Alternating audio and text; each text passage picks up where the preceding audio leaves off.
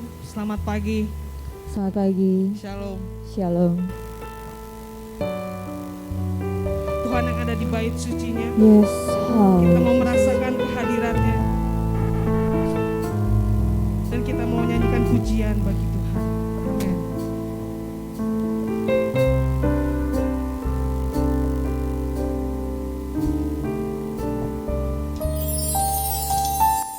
Amin.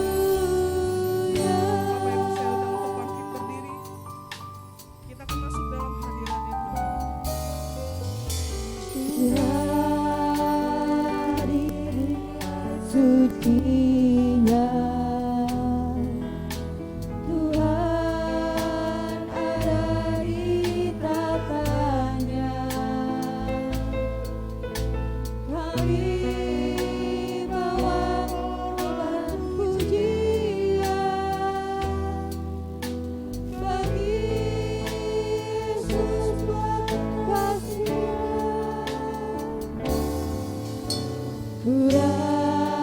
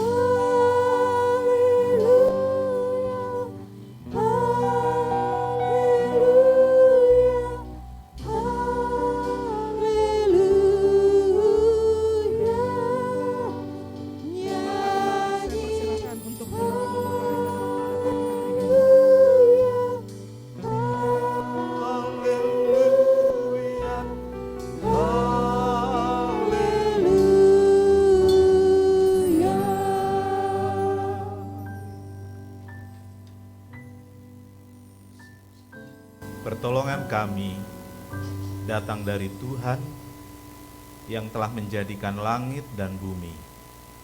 Berkat-berkat melimpah dari Allah Bapa, Allah Anak, dan Roh Kudus dicurahkan dalam ibadah pagi hari ini, memberkati setiap umat Tuhan yang hadir, memberikan sukacita dan damai sejahtera, sehingga umat Tuhan disiapkan untuk menghadapi perjalanan hidupnya, dikuatkan dan ditolong oleh Tuhan, sehingga Tuhan dipermuliakan. Terima kasih, kami mulai ibadah kami, alaskan doa di dalam satu nama yang mengasihi kami, yaitu di dalam nama Tuhan Yesus Kristus Juru Selamat dan Penebus kami berdoa. Amin. Silakan duduk. Siap untuk memuji Tuhan pada pagi hari ini? Yes, amin. Haleluya. Kita tahu Allah kita adalah Allah yang sanggup melakukan Yes, segala amin. perkara dalam hidup kita.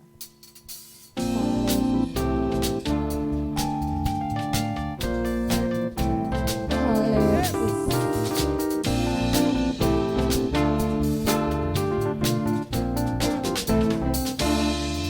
Apa yang tak pernah dilihat mata,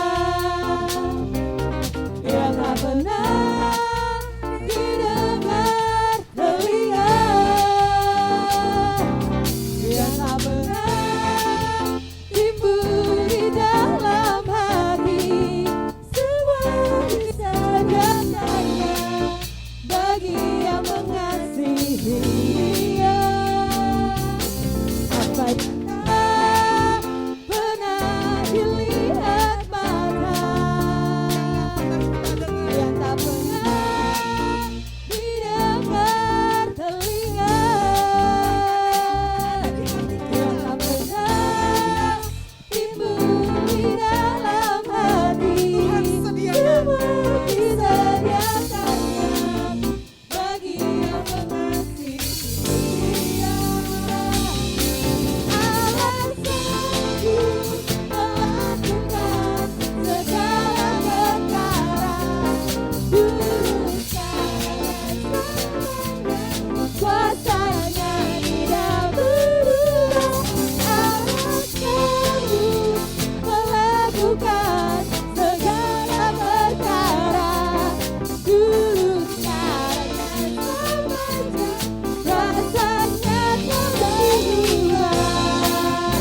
Yes, haleluya.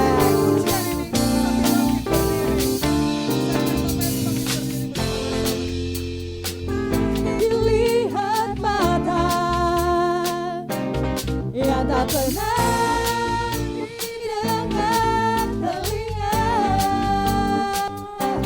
yang tak pernah timbul di dalam hati, semua disediakannya bagi yang mengasihi Dia. Allah sanggup melakukan segala perkara, dulu, sekarang, dan selamanya. Kuasanya tidak berubah. Allah sanggup melakukan segala perkara, dulu, sekarang, dan selamanya. Kuasanya tak berubah. Allah sanggup melakukan segala perkara, dulu, sekarang, dan selamanya. Kuasanya tidak berubah. Allah sanggup melakukan segala perkara, dulu, sekarang, dan selamanya. Kuasanya tak berubah.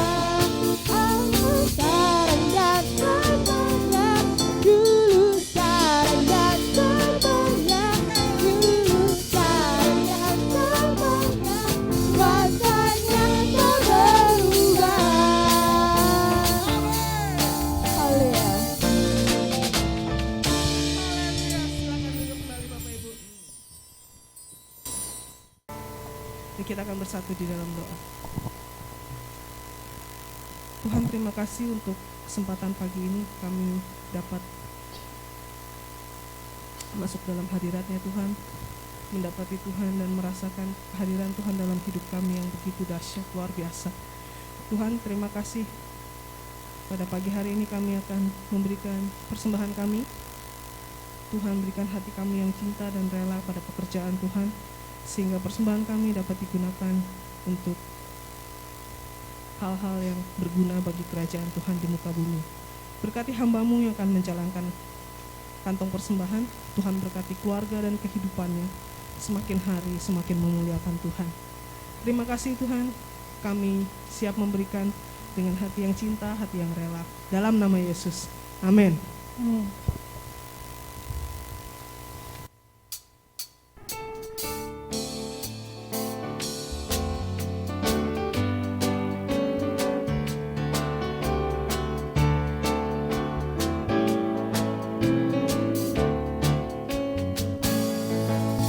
Tuhan menetapkan langkah-langkah orang yang hidupnya berkenan kepadanya. Apabila ia jatuh, tak sampai tergeletak, sebab Tuhan menopang tangannya.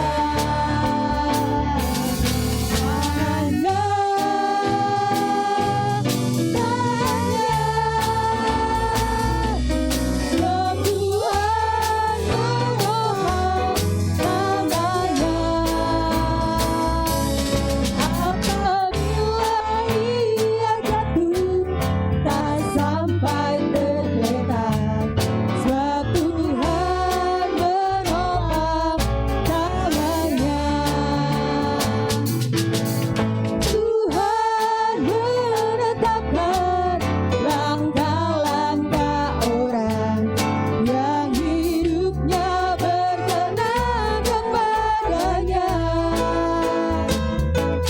Apabila ia jatuh, tak sampai tergeletak, sebab Tuhan menopang tangannya.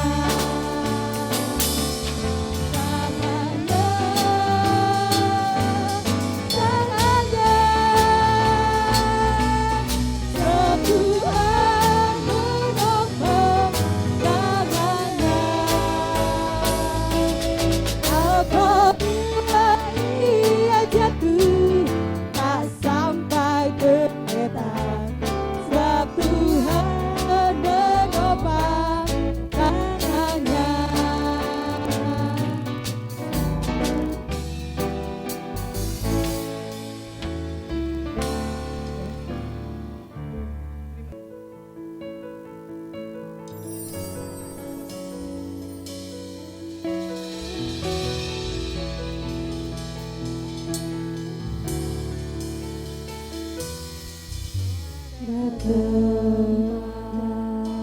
Yang mulia, anugerah-Mu tercurah,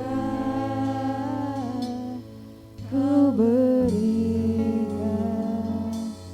hidupku bagaikan dosaku.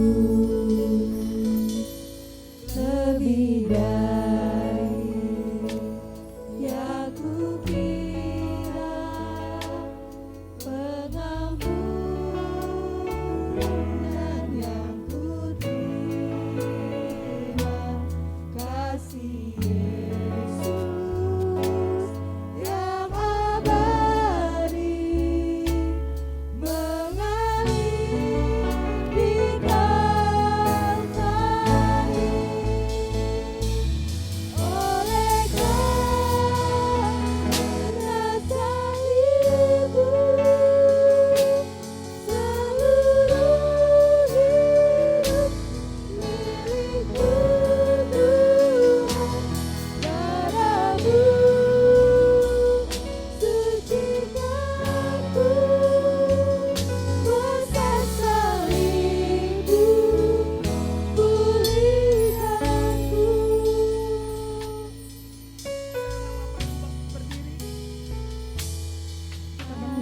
tempat yang mulia, anugerah-Mu tercurah, Kau berikan hidupku sebagai ganti dosaku, lebih dari yang kukira, pengampunan yang kuterima, kasih Yesus yang abadi mengalirikan hari.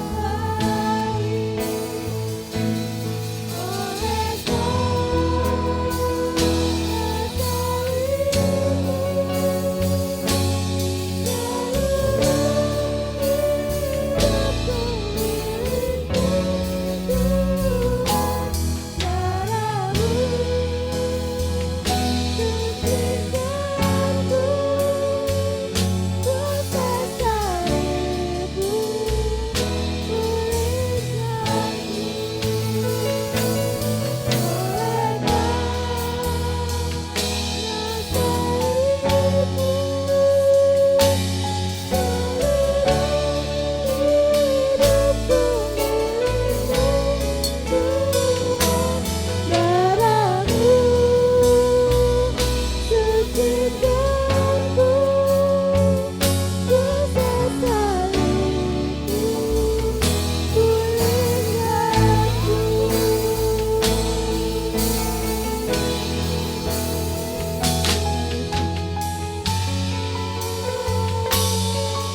terima kasih Tuhan.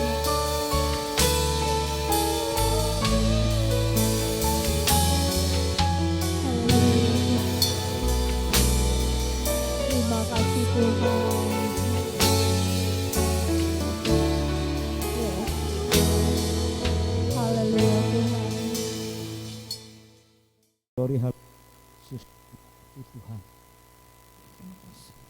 Allah Bapa dalam kudus Tuhan Yesus Kristus Juru Selamat kami yang hidup. Kami berterima kasih atas kebaikan yang luar biasa dalam kehidupan kami Bapa. Terima kasih Tuhan atas kebaikan-Mu. Suatu kemenangan yang kami raih bila kami bersama dengan Engkau Yesus. Amin. Terpujilah Engkau ya Tuhan atas kebaikan-Mu pada pagi hari ini Bapa. Bapa dalam surga, saat ini kami akan mendengarkan sedikit dari firman-Mu Bapa. Kami percaya bahwa firman-Mu bentuk hidup kami.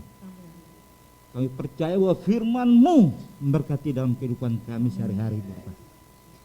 Tuhan tolong, Tuhan berkati kami yang hadir. Kami duduk diam mendengarkan firman-Mu. Kau berkati hamba-Mu, Kau persiapkan dalam membawa firman, Kau berkati dalam setiap kegiatan beliau, dalam pelayanan beliau, dalam kehidupan beliau. Kau berkati Bapa.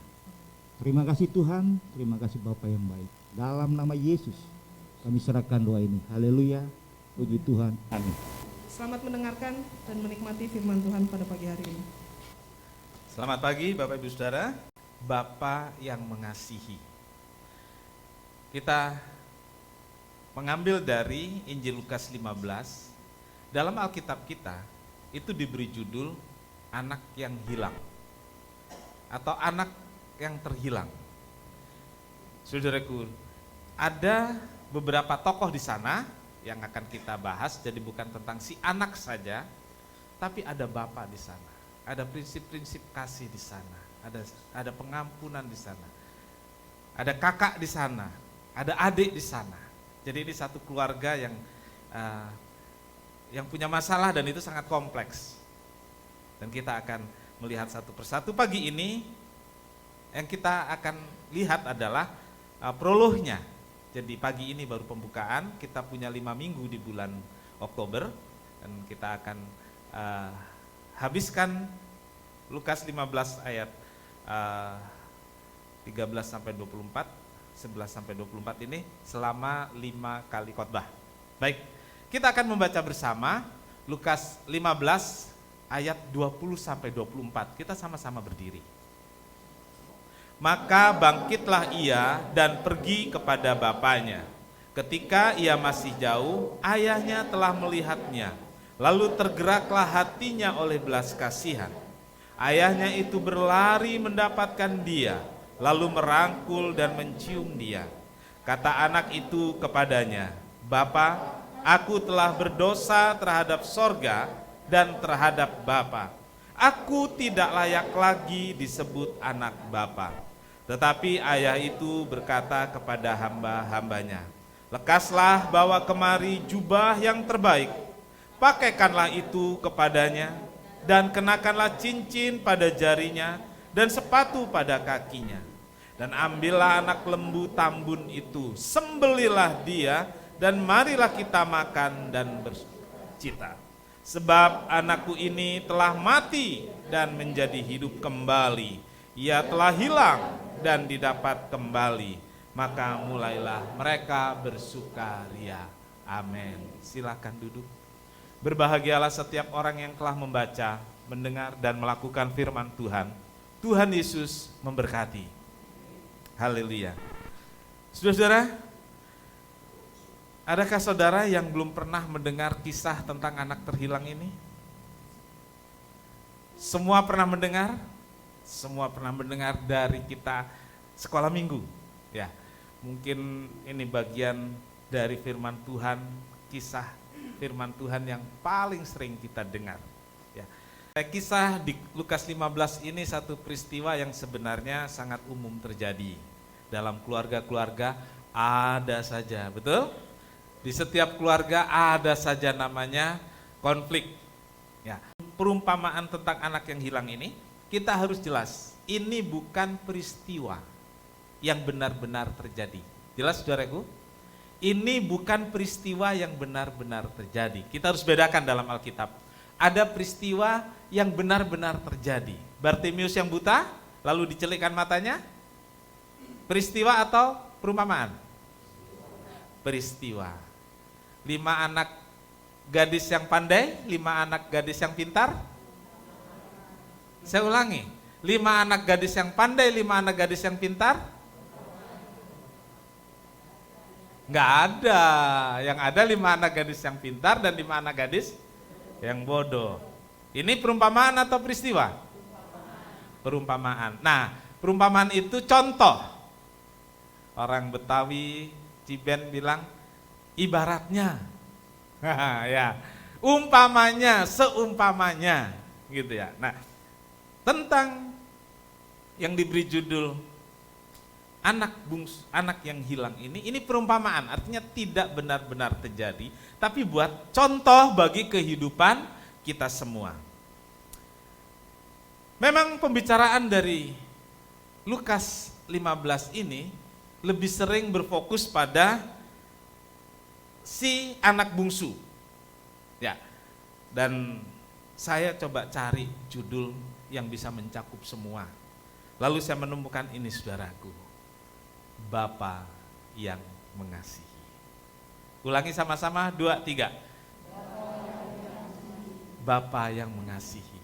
Mau anak bungsu kek, mau anak sulung, mau bagaimana mereka berdua, mau ada anak tengah kek, mau bagaimana mereka bertiga, tetapi ada satu Bapa yang mengasihi semuanya. Amin.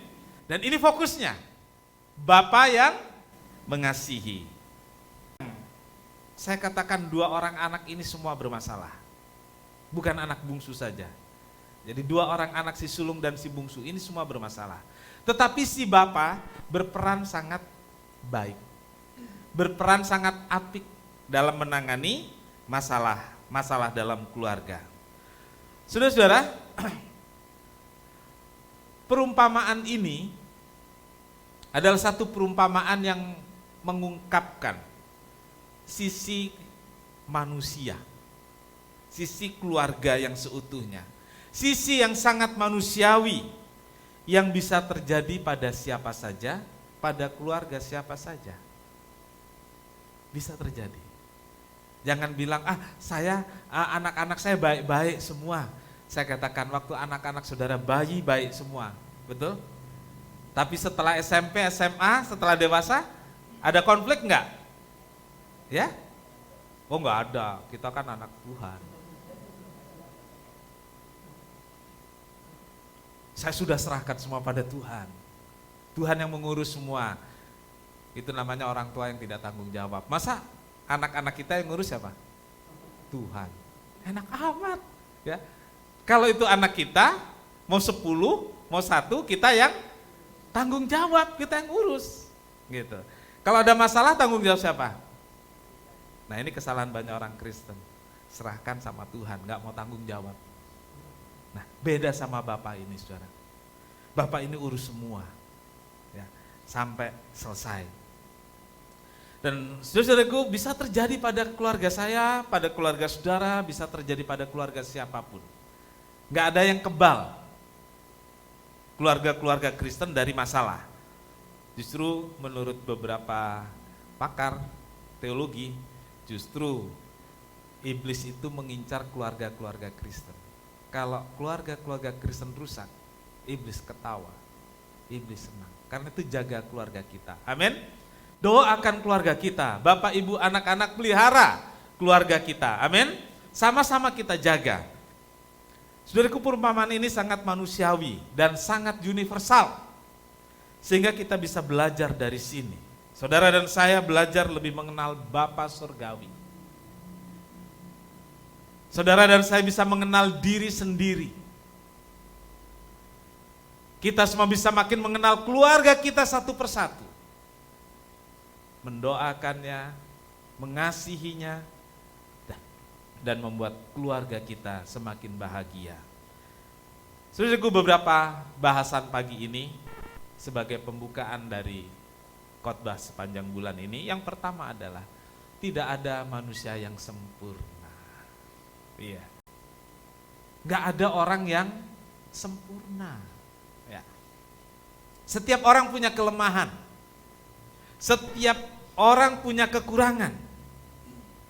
Tetapi bukan berarti tidak bisa diperbaiki. Amin. Semua ada kekurangan, kelemahan, tapi semua punya kesempatan juga untuk memperbaiki. Ya. Sehebat apapun kita, sekuat apapun kita, ketahuilah pasti ada celah atau kekurangan. Sadarilah, kita semua diciptakan dari bahan yang sama. Namanya bahannya apa, saudaraku? Tanah liat. Sama. Tanah liat. Sama. Dan kalau dari bahan yang sama berarti kita semua sama. Nanti akan kembali kepada tanah. Sama punya kelemahan. Walaupun juga masing-masing kita punya yang namanya kelebihan. Apalagi kelebihan berat badan. Ya. 2 Korintus 11 ayat 30, saudaraku. 2 Korintus 11 ayat 30. Jika aku harus bermegah, maka aku akan bermegah atas kelemahanku. Saudaraku, Paulus menyadari ketidaksempurnaannya. Dia berkata, jikalau aku harus bermegah, dia bilang kalau saya harus sombong. Ya, mungkin orang pikir Paulus mau menyombongkan kepintarannya yang pada masa itu jadi orang hebat. Ya, jadi bukan hanya S3-nya bukan hanya 1, mungkin S3-nya beberapa, dia murid yang sangat pintar dan menjadi guru besar. Mungkin itu yang akan dibanggakan, tapi Paulus enggak, saudaraku. Dia bilang, kalau saya harus sombong, saya akan sombongkan atau saya akan tunjukkan kelemahan saya. Loh, apa sih? Masa yang disombongkan kelemahan? Artinya, saudaraku, dia menyadari bahwa enggak ada yang sempurna.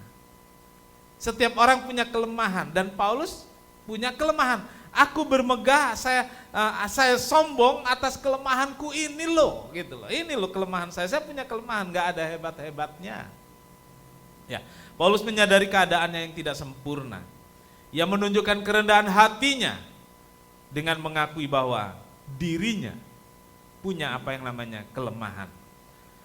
Paulus berharap dengan mengakui kekurangannya, dengan mengakui kelemahannya, dia akan didoakan oleh jemaat. Dia akan didoakan oleh orang-orang di Korintus, bukan dihujat. Saudaraku, kalau gembala saudara ketahuan kelemahannya, yang terjadi apa saudara? Saudara doakan? Tuh kan gak ada yang doakan kan? Ya kan? Yang ada adalah dicaci dan dimaki, betul nggak? Saudara kaget mungkin dengan kalimat ini. Tapi saudaraku, ada gembala saudara adalah tanggung jawab saudara. Iya. Gembala saudara tanggung jawab saudara untuk mendoakan, untuk memohonkan kekuatan. Saudara jangan berpikir Pak Pendeta itu kuat, nggak usah didoakan, hebat. Enggak, saudaraku. Saya bisa begini karena doa jemaat. Iya. Saudara mau doakan saya? Haleluya. Saudaraku, seringkali yang terjadi adalah begitu mudah melihat kekurangan dan kelemahan orang lain, tetapi tidak pernah mau melihat kekurangan diri sendiri. Tahu tapi nggak mau lihat, nggak mau mengakui. Matius 7 ayat 3 sampai 5. Mengapakah engkau melihat selumbar di mata saudaramu, sedangkan balok di dalam matamu tidak engkau ketahui?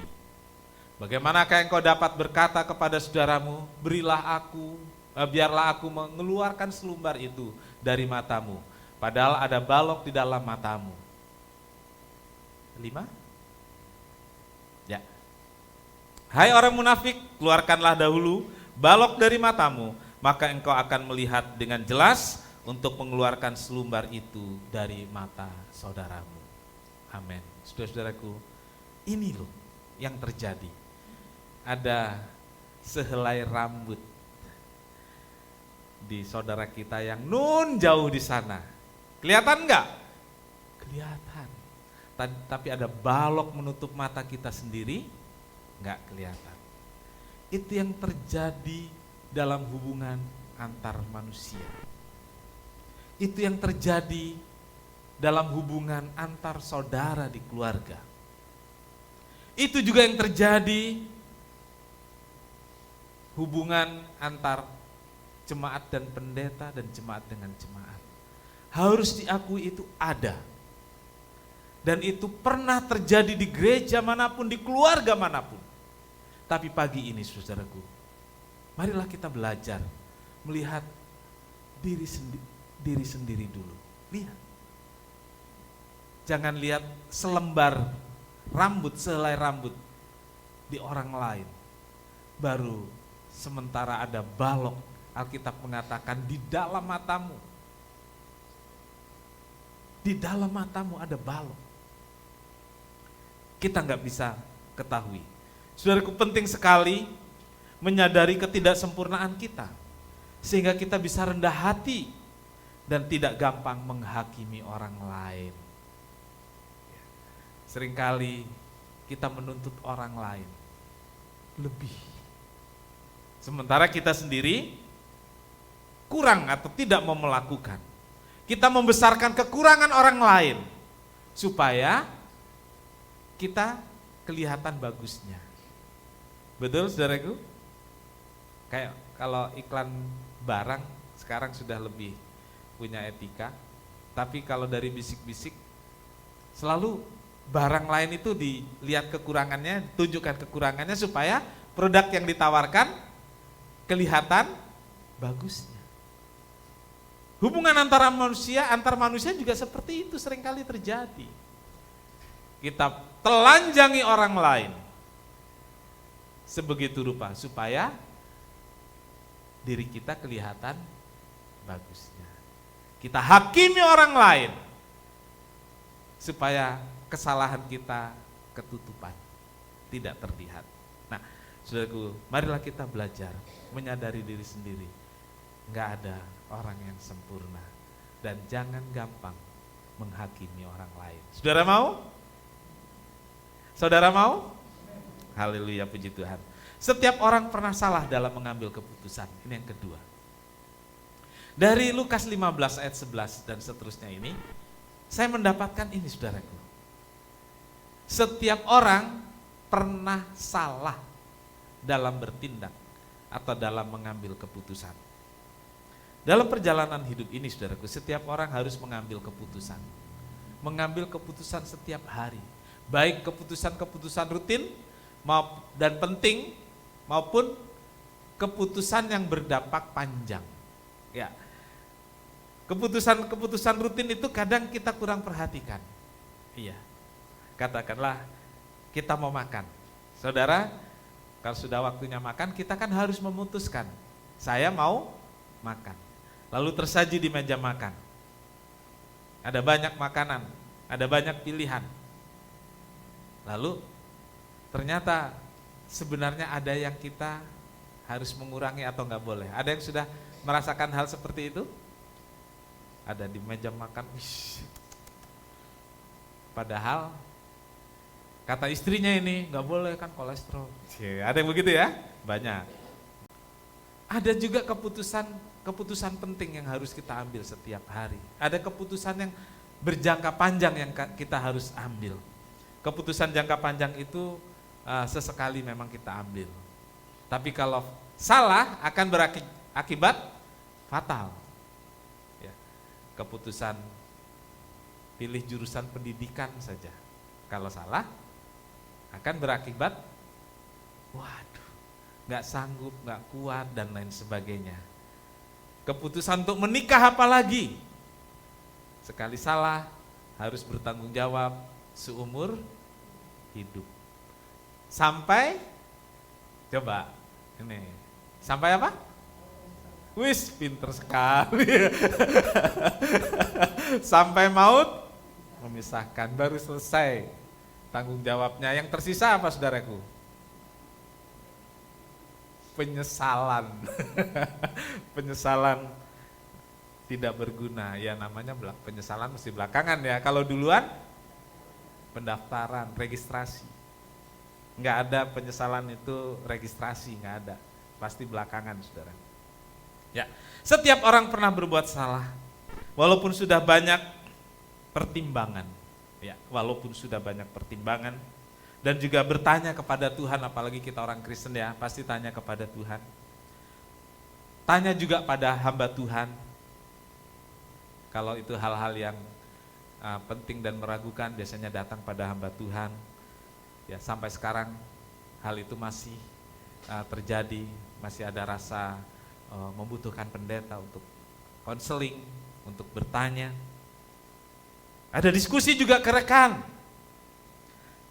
Dan setelah kita rangkum, kita anggap keputusan ini benar dan tepat. Tetapi saudaraku, kenyataannya dalam perjalanan kita, walaupun sudah begini dan begitu, pernah salah enggak? Pernah. Iya. Siapa dari kita yang enggak pernah salah mengambil keputusan? Pasti pernah. Ya, pernah. Walaupun sudah bertanya, walaupun sudah konsultasi dan lain sebagainya, kita pernah melakukan kesalahan dalam mengambil keputusan atau bertindak. Si anak yang hilang dalam perumpamaan ini pasti sudah memikirkan. Ya, jadi jangan saudara hakimi dulu ini. Oh, nggak mikirin ini, boros doang. Jangan saudaraku. Dia pasti sudah memikirkan sama ketika kita akan melakukan sesuatu. Dia pasti sudah mempertimbangkan. Mungkin dia sudah bertanya kepada orang lain, pada rekan. Dengan berbagai pertimbangan dan perhitungan yang matang, dia putuskan, ya minta warisan dan pergi meninggalkan rumah bapaknya. Zaman itu, warisan biasanya dibagi sebelum orang tua meninggal di Israel. Tapi bisa juga setelah meninggal, tapi lebih sering dibagi sebelum orang tua meninggal. Artinya begini, si anak bungsu ini, dia merasa boleh dong sebelum papa meninggal saya ngomong gitu, boleh. Jadi tidak terlalu salah, karena umum di sana biasanya memang dibagi sebelum orang tua meninggal. Dia minta dan diberi, lalu dia pergi dari rumah bapaknya. Ini satu keputusan. Saudaraku, dalam Alkitab kita juga menjumpai seorang yang mengambil keputusan penting dan ternyata kemudian dia sadari itu salah. saya ingin berbicara tentang, memberi contoh tentang Esau. Ya. Dia pernah mengambil keputusan salah ketika dia lapar. Iya, ketika dia lapar. Kejadian 23 ayat 29 dan seterusnya, saya akan bacakan ayat 32, saudaraku. Ayat 32, sahut Esau, sebentar lagi aku akan mati, apakah gunanya bagiku hak kesulungan itu? Sahut, kata Yakub, bersumpahlah dahulu kepadaku. Maka bersumpahlah ia kepada Yakub, dan dijuallah hak kesulungannya kepadanya. Lalu Yakub memberikan roti dan masakan kacang merah itu kepada Esau. Ia makan dan minum lalu berdiri dan pergi. Demikianlah Esau memandang ringan hak kesulungan itu. Ini keputusan yang salah. Jelas. Tapi jangan saudara pikir Esau sebodoh itu. Dia lapar, berhari-hari nggak makan. Saudaraku, kalau itu terjadi pada saya, mungkin saya melakukan hal yang sama. Iya, mungkin ya, karena lapar, berhari-hari nggak makan. Coba kita tempatkan kita di posisi seseorang yang berbuat salah itu. Mungkin kita akan sedikit bisa memaklumi dan belajar untuk bersabar. Saudaraku, tapi Yakub juga nggak gampang memberikan, bersumpah dong, kasih saya hak kesulungan, kan gitu ya. Ini si bungsu ini cerdik, saudaraku. Kembarannya ini cerdik, dan kemudian Esau memberikan hak kesulungannya dengan berkata-kata, dengan berjanji, dan dia mendapatkan roti dan kacang merah. Biasanya disebut semangkuk kacang merah. Di sini disebut Yakub memberikan roti dan masakan kacang merah itu. Jadi kemungkinannya nggak semangkuk. Saudara tahu kalau saya masak kacang merah, sepanci gede yang di rumah saudara nggak ada panci itu. Ya, bisa buat makan 20 orang saya masak. Nah mungkin segitu tuh yang dikasihkan Esau. Nih semua yang saya masak, kenyang banget. Mungkin bisa makan pagi dan sore. Ya, tetapi saudaraku, ternyata itu satu kesalahan. Dengan berbagai pertimbangan dan alasan, Esau mengambil keputusan yang ia yakini benar. Ingat ini saudaraku, siapapun kita, ketika kita mengambil keputusan pasti kita yakini keputusan itu benar. Dinasehatin istri, dinasehatin suami, dinasehatin siapapun, enggak, saya yakin ini benar. Ini terjadi pada Esau. Iya, ini terjadi pada Esau. Saudaraku, dan buat Esau ini menyangkut hidup dan matinya. Udah lapar, berhari-hari nggak makan. Ini menyangkut masa depannya juga. Tapi setelah beberapa waktu kemudian, saudaraku, ya, dia menyadari itu kesalahan. Saudaraku, kalau soal perut, seringkali orang berpikir pendek, betul? Bisa menghilangkan nyawa orang lain. Kalau soal perut, sangat mudah orang mengambil keputusan kalau udah bicara soal uang atau soal perut. Dan berbagai ketidaktaatan kita juga disadari karena soal ini, saudaraku. Soal kacang merah. Iya, saudaraku, setelah beberapa waktu kemudian ia sadar itu salah dan dia harus membayar harganya dengan sangat mahal. Tapi Esau bayar harga, loh saudaraku. Dan saya mungkin salah seorang yang menyoroti bahwa ternyata Esau lebih kaya dari Yakub. Kenapa bisa? Dia berani bayar harga. Dia salah. Dia sadari itu dia salah. Dia nangis di depan bapaknya Ishak. Dia tanya, adakah yang lain? Dan bapaknya kasih berkat yang lain. Bapaknya bilang, kalau kamu bersungguh-sungguh, kuk itu akan lepas. Itu harga yang dibayar oleh Esau. Tapi jangan sampai kita juga harus berjuang membayar harga yang mahal. Kalau bisa, dengan sabar, lalu mengambil keputusan yang benar. Amsal 12 ayat 15, saudaraku. Jalan orang bodoh lurus dalam anggapannya sendiri, tetapi siapa mendengarkan nasihat, ia bijak. Saudaraku, setiap keputusan yang diambil tentu sudah melewati proses yang panjang. Tadi saya katakan sudah bertanya pada Tuhan, bertanya pada orang lain, bertanya pada siapapun. Tetapi saudaraku, seringkali juga bisa salah. Apalagi nggak berdoa, apalagi nggak bertanya. Saudaraku, jangan malu mengakui bahwa kita pernah mengambil keputusan yang salah. Kalau kita mau mengakui bahwa kita pernah mengambil keputusan yang salah, itu akan menjadi pelajaran penting. Ingat, jadi pelajaran penting. Sehingga kita bisa akan kemudian lebih teliti dan lebih hati-hati dalam mengambil keputusan. Ya, bisa lebih teliti, bisa lebih hati-hati dalam mengambil keputusan. Amin? Iya. Yang salah ya sudah. Tapi ke depannya hati-hati dan teliti.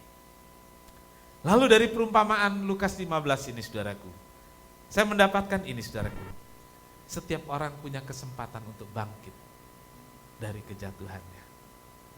Ya.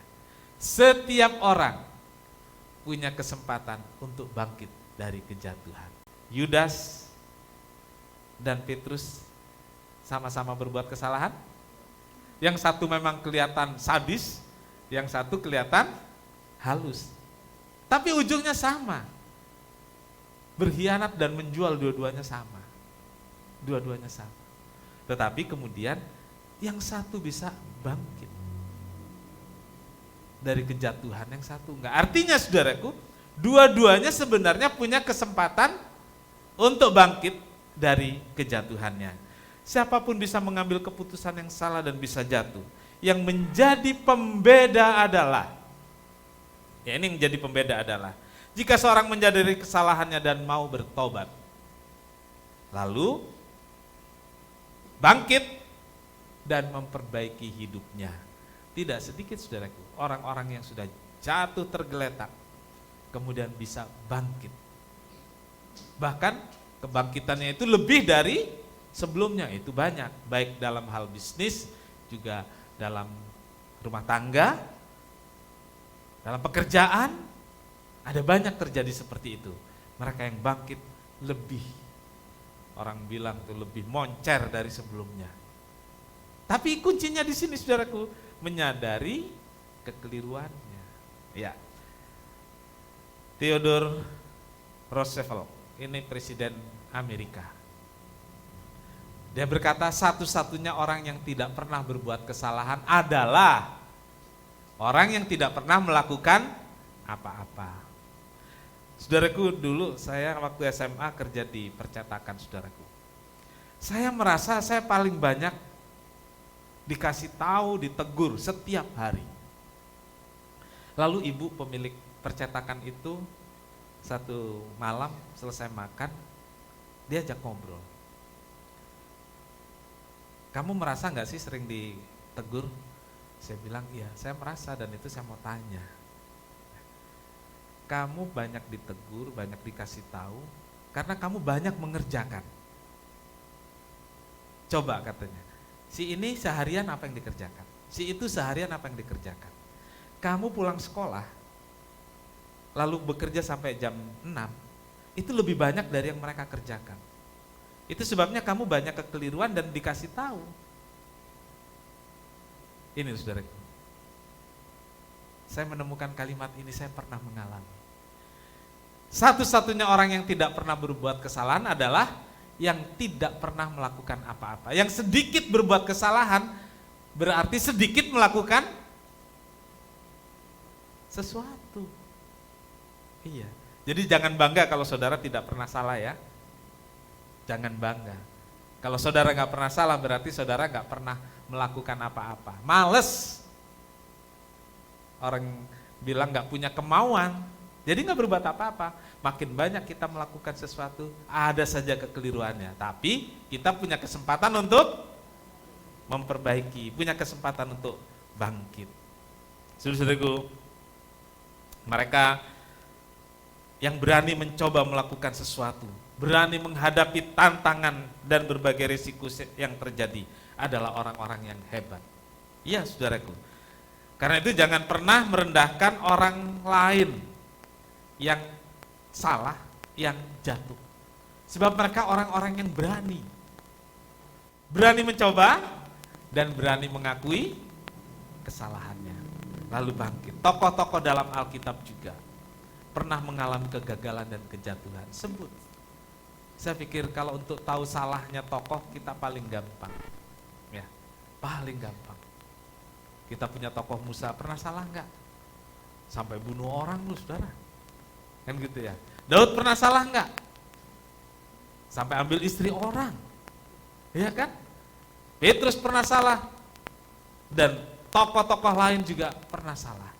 Tapi bagaimana mereka bisa bangkit dari kegagalan, memperbaiki kesalahan, itulah yang harus menjadi teladan bagi kita semua. Mereka tahu bagaimana caranya untuk bangkit dan melanjutkan hidup dan pengabdiannya kepada Tuhan. Amsal 24 ayat 16. Amsal 24 ayat 16. Sebab 7 kali orang benar jatuh, namun ia bangun kembali, tapi orang fasik akan roboh dalam bencana. 7 kali orang benar jatuh, dia bangkit. 7 kali itu bicara sempurna, artinya banyak jatuhnya, tapi orang benar itu bangkit dan memperbaiki semuanya. Saudaraku, kegagalan bukan akhir dari segalanya. Saya katakan sekali lagi, saya ulangi. Kegagalan bukan akhir dari segalanya. Sebaliknya, kegagalan adalah permulaan atau awal hal baru yang lebih baik. Amin.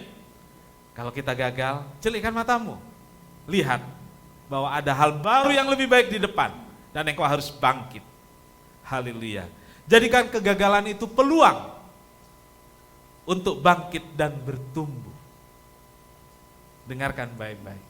Jadikanlah kegagalan itu peluang untuk bangkit dan bertumbuh.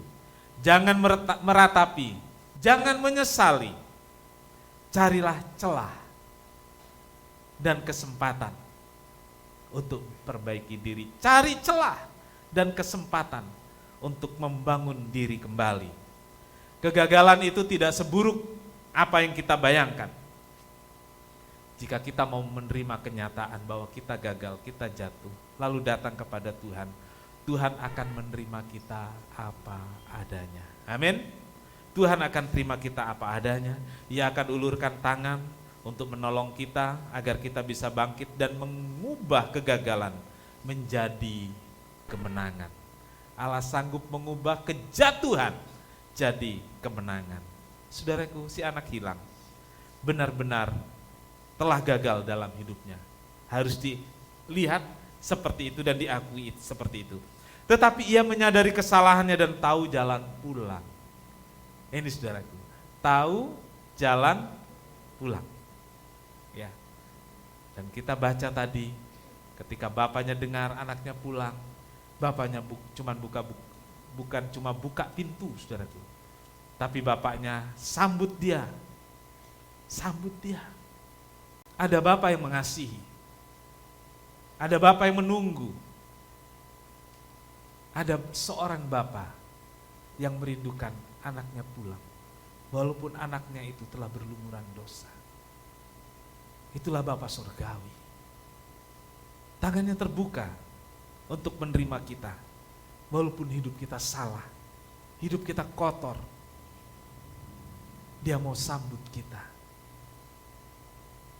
Hari ini saudaraku, masing-masing kita punya kekurangan, kesalahan. Ada di antara kita yang pernah jatuh dan berlumuran dosa. Saya beritahu saudara, Bapa surgawi menunggumu. Bapa surgawi mengasihimu. Cepat pulang.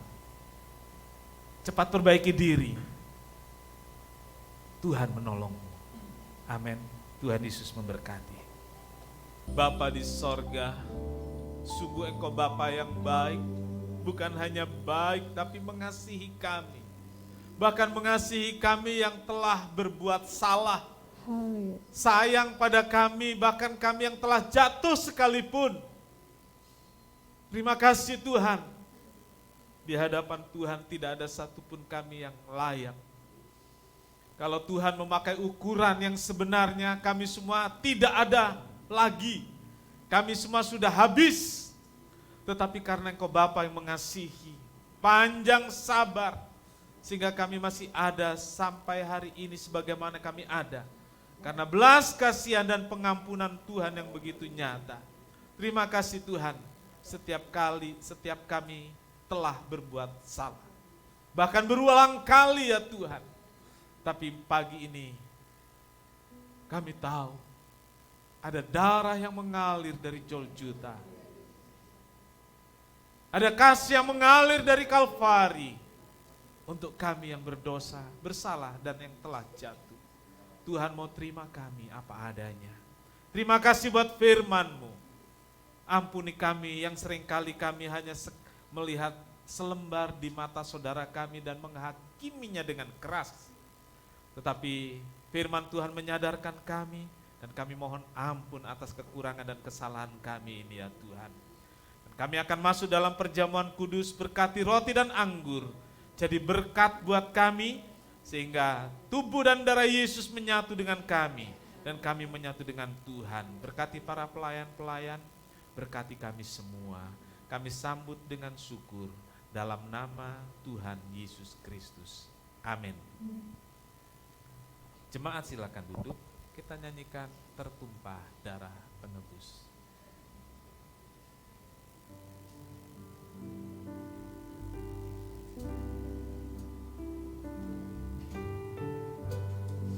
Amin.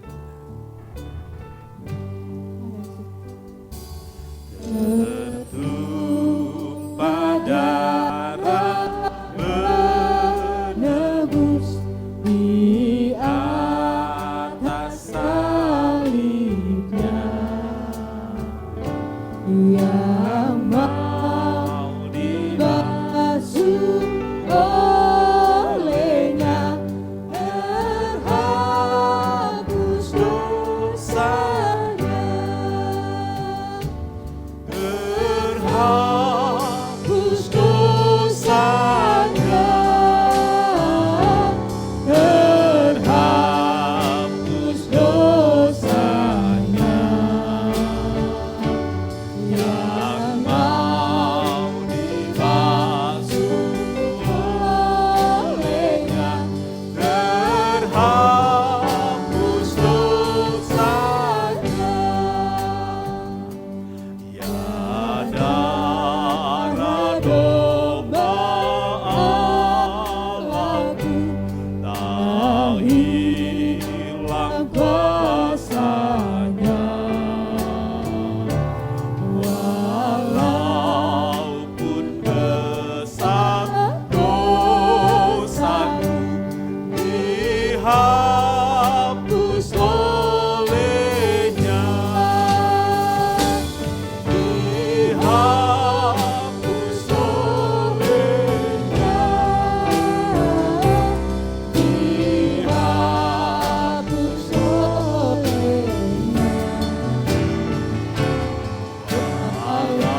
Walaupun besar dosaku, dihapus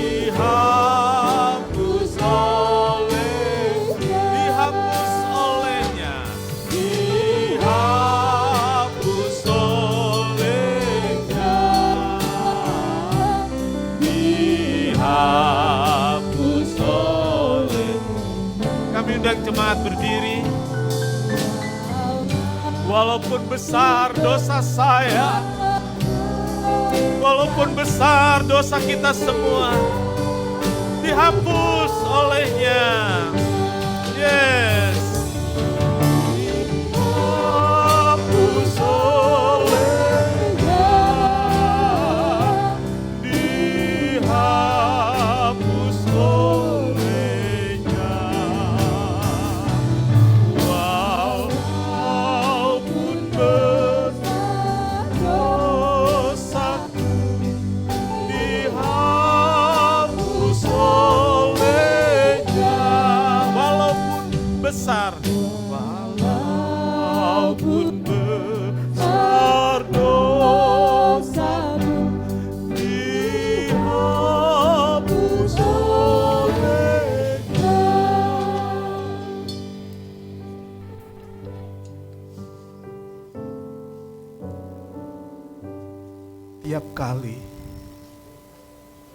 mengucapkan kalimat ini.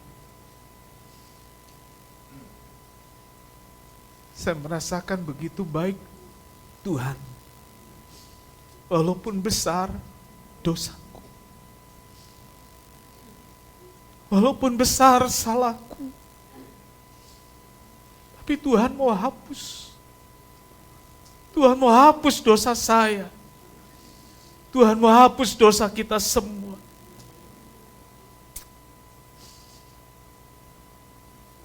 Angkat roti dengan tangan kanan. Karena dosa saya yang besar, karena dosa kita yang besar, Yesus telah disalibkan. Tubuhnya dipecah-pecahkan karena kita semua. Dia begitu mengasihi saya dan saudara.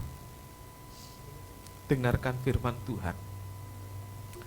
Inilah tubuhku yang diserahkan bagi kamu. Perbuatlah ini menjadi peringatan akan daku.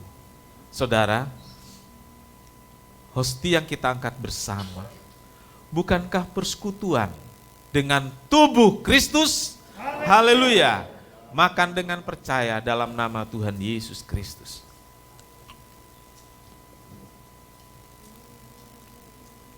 Haleluya. Dari tubuh yang dilukai, sekujur tubuhnya penuh luka, mengalirlah darah. Itulah darah Yesus yang mengampuni dosa saya dan saudara. Sekalipun besar dosaku, darah Yesus mengampuni. Darah Yesus membuat hidup kita suci dan layak di hadapannya. Dengarkan firman Tuhan. Cawan ini adalah perjanjian baru yang dimeteraikan oleh darahku. Perbuatlah ini setiap kali kamu meminumnya, menjadi peringatan akan daku. Saudara, cawan yang kita angkat bersama, bukankah persekutuan dengan darah Yesus? Haleluya, minum dengan percaya dalam nama Tuhan Yesus. Haleluya, haleluya. Terima kasih Tuhan. Kita mengangkat tangan kita. Sangat besar anugerahnya.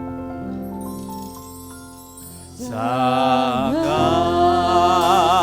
besar anugerahnya. Terima kasih Tuhan yang telah ku terima.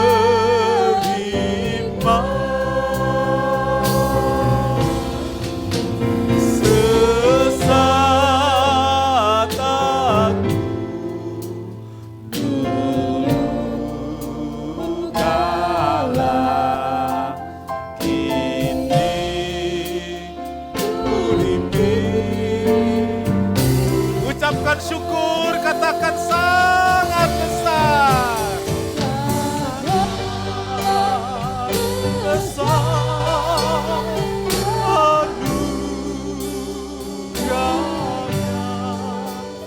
yang telah ku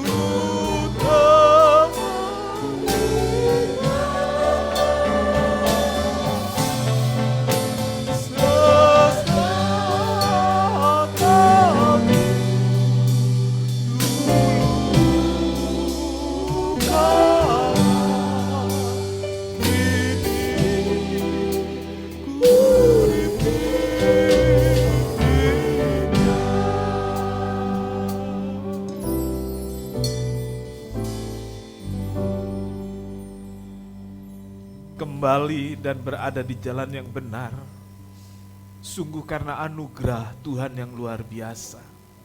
Terima kasih Tuhan, terima kasih. Biar perjamuan kudus ini memberi kami kekuatan, penghiburan dan pertolongan. Karena kami yakin Tuhan hadir dalam perjamuan kudus ini dan membuat kami bisa tetap kuat melangkah di masa-masa sulit ini. Terima kasih Tuhan, memberkati semua yang ambil bagian dalam perjamuan kudus, baik orang dewasa maupun anak-anak. Biar kehadiran Tuhan dalam perjamuan kudus membuat kami semakin bertumbuh dalam iman, kasih, dan pengharapan. Terima kasih Tuhan, terima kasih. Tuhan Yesus memberkati seluruh pelayan-pelayan, memberkati seluruh jemaat, juga korban persembahan anak-anak-Mu. Tuhan, Engkau yang memberkati.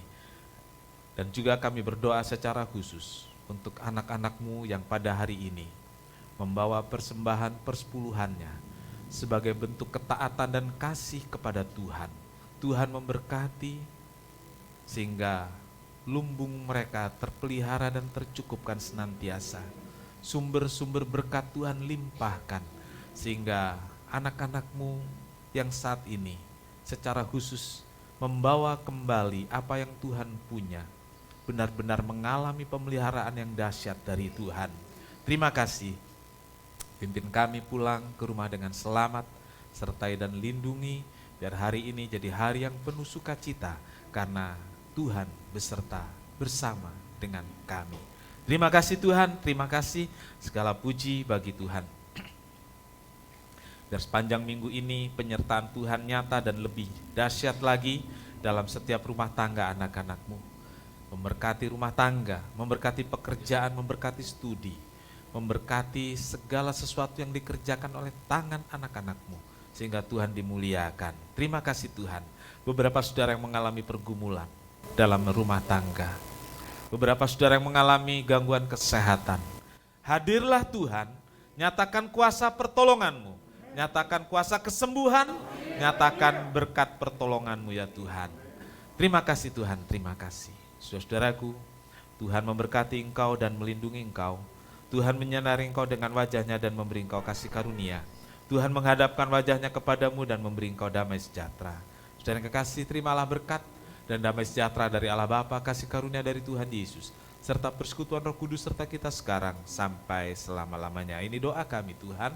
Kami alaskan di dalam satu nama, yaitu di dalam nama Tuhan Yesus Kristus Juru Selamat dan Penebus kami berdoa. Bapa kami yang di sorga, dikuduskanlah namamu, datanglah kerajaan-Mu, jadilah kehendak-Mu di bumi seperti di sorga. Berikanlah kami pada hari ini makanan kami yang secukupnya, dan ampunilah kami akan kesalahan kami, seperti kami juga mengampuni orang yang bersalah kepada kami. Dan janganlah membawa kami ke dalam pencobaan, tetapi lepaskanlah kami daripada yang jahat. Karena Engkaulah yang punya kerajaan dan kuasa dan kemuliaan sampai selama-lamanya. Amin. Bapa, terima kasih. Bapa, terima kasih.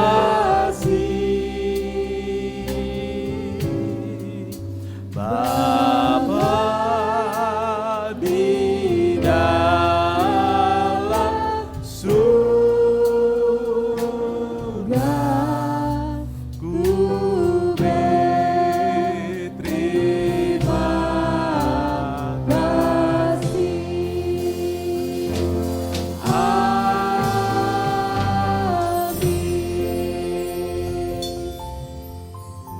Silakan duduk. Sekian ibadah kita. Tuhan Yesus memberkati.